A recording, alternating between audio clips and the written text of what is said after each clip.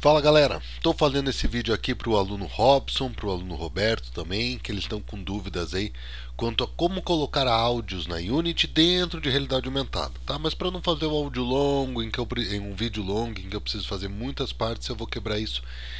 Desculpa, um vídeo comprido eu vou quebrar em várias partes, tá bom? Então essa primeira é o seguinte, ó, projeto novo, lembrando que o meu é cinza porque é a versão Pro, tá? Professional, mas o seu aí tem a mesma interface tirando a cor.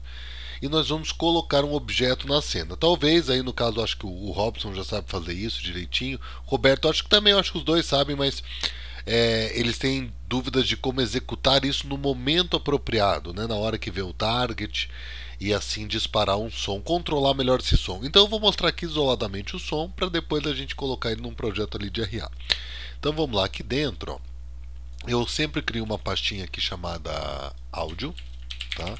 E aqui eu vou colocar de fato o áudio. Eu vou pegar aqui, ó. Eu tô com dois arquivinhos aqui, daí vocês pegam, ó. Eu vou pegar um MP3 e um Wave para vocês verem que os dois funcionam.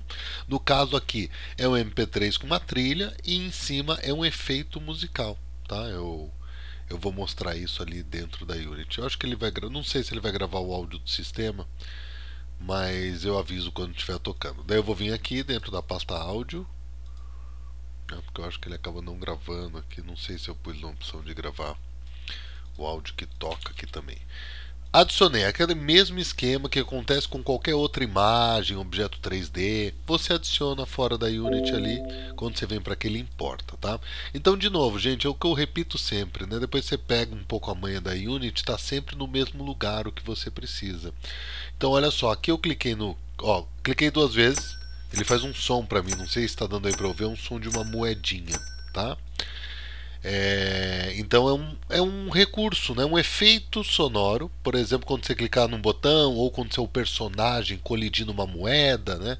Então é um som que ele é disparado, né? Ele é tocado e reproduzido quando acontece determinada coisa, ou determinado evento, né? Para falar mais tecnicamente. E o evento normalmente é disparado por programação, que aqui na Unity corresponde a script, tá bom? Daí aqui você tem algumas opções, eu em geral aqui não mexo nada, eu vou mostrar onde eu mexo, ó, e essa aqui é a mesma coisa, tá? Então aqui eu não mexo nada nessas características e tá bom, eu quero executar, quando eu der play eu quero escutar uma das músicas. Não é isso que acontece aqui. Por quê? Porque o meu áudio ainda não está na cena. Então eu vou criar aqui um create empty, quer dizer, o que é isso? Estou criando um objeto vazio, porque não me interessa nenhum outro componente que está aqui. Ele tem um transform, mas também não me interessa. Se eu quiser, eu posso até deletar. Deixa eu ver, não posso. Não tem essa opção.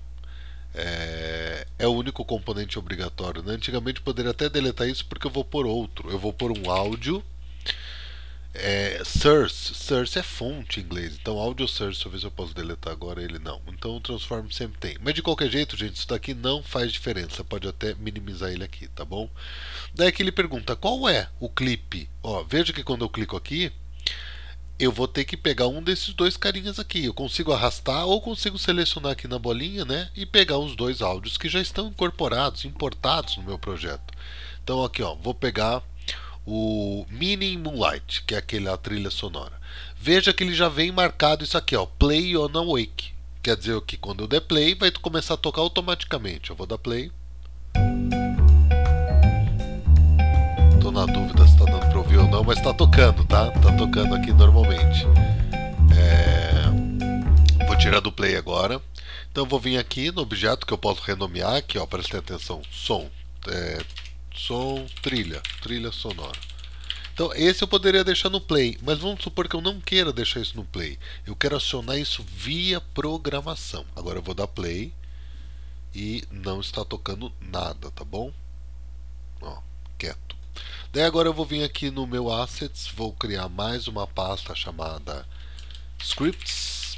E aqui dentro eu vou criar um script em C Sharp. Prestem atenção no seguinte, aqui é toca-som. O toca-som, ele vai ter como função executar aquele som lá para mim. Então eu vou colocar ele dentro aqui do meu audio source. Precisa fazer isso? Não necessariamente, tá? Eu posso fazer de outras formas. Vou até fazer na main camera, porque vocês vão ver o que a gente vai usar é o conteúdo do arquivo, não o arquivo. Mas eu vou pôr na main camera, para vocês não confundirem. Ou seja, faz diferença nesse caso aqui. Não no sentido que vai executar. Onde tiver, se tivesse num som trilha, no main camera, o script ia executar, ou seja, ele está anexado num game object, ele vai executar. Agora, se tivesse num som trilha, eu consigo referenciar esse componente aqui de um jeito diferente, tá? Mas eu pus aqui para ficar mais difícil, para vocês entenderem como eu acesso um componente não importa onde ele esteja. Vou clicar duas vezes aqui e ele abre o meu Visual Studio 2017, que é excelente para programar. Talvez abra aí em outro software para você, tá bom? Então vamos lá, o que a gente faz? Eu tenho interesse aqui em mostrar para vocês quando apertar uma tecla. Então eu sempre faço aquele básico normal, if input.getKey down, né? Ou seja, isso significa se eu apertar alguma tecla, né? É o método que diz isso. Qual tecla? Eu tenho já uma lista de teclas aqui, ó, keycode A, por exemplo, A. Quando acontecer isso, eu vou querer imprimir ali no console, na janela console, apertou a tecla A. Tá? Só para a gente conferir isso está funcionando, não está funcionando. Né? Por que no update? Porque o update é chamado uma vez por frame, ou seja, por segundo várias vezes. Né? Ele fica desenhando várias vezes. Está anexado lá, vamos ver se vai funcionar. Aqui está na minha aba console, cliquei aqui, vou apertar a letra A. Apertei letra A, apertou o teclado. Ou seja, já fiz uma programação que detecta um evento. Qual evento? Apertar a tecla A, tá bom? Vamos seguir. Agora eu quero tocar o som. Em vez dele escrever isso, pode até continuar escrevendo. Eu vou tocar o som. Como eu vou fazer isso? Daquele mesmo jeito que eu ensino a fazer. Primeiro eu vou pegar o objeto. Como é que eu pego o objeto? Usando o método GameObjectFind. Qual que é o nome do objeto que eu quero? Pode dar até o tab, vir aqui, ó, Ctrl C, volta aqui, Ctrl V, tá bom. Peguei o objeto, suponha que ele já está aqui. Get Components. Qual componente eu quero? Audio Source, né? Audio Source.